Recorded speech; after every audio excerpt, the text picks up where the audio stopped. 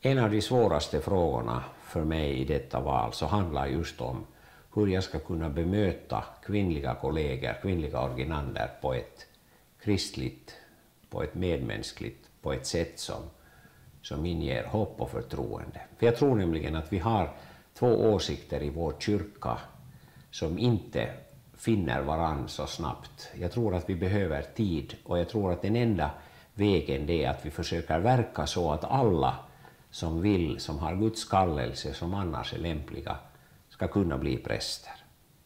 Och jag vill säga att jag vill inte på något sätt göra livet svårare för kvinnliga ordinander. Allt som har med förberedelse för prästvigning, formaliteter och så vidare, allt ställer jag upp på utan åtskillnad.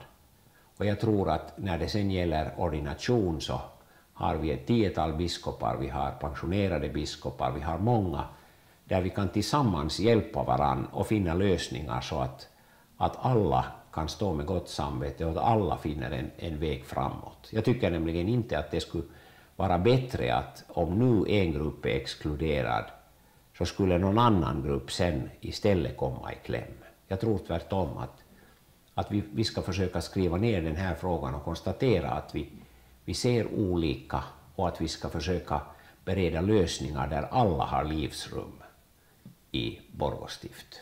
Om man tänker på urkyrkan så tror jag att många tänker så att det var lätt förr. Det fanns inga större problem utan alla marscherade åt ett håll, alla hade mer eller mindre samma åsikt, och det är först senare det har uppkommit många olika kyrkor och många olika tankar.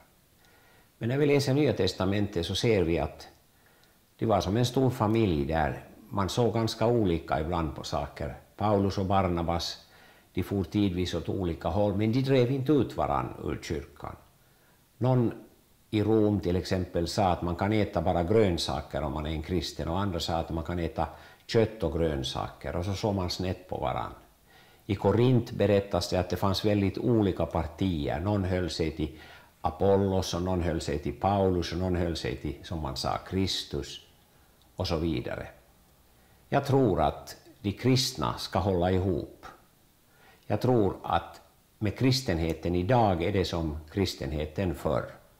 Att vi ser olika på vissa frågor, att det är gräl lite i familjen, men man kan förlåta varann, man kan sträva åt samma håll, man kan hålla ihop. Och när man söker Guds vilja i ordet, då kommer man också nära varann och finner varann. För vi behöver varann och varandras gåvor idag.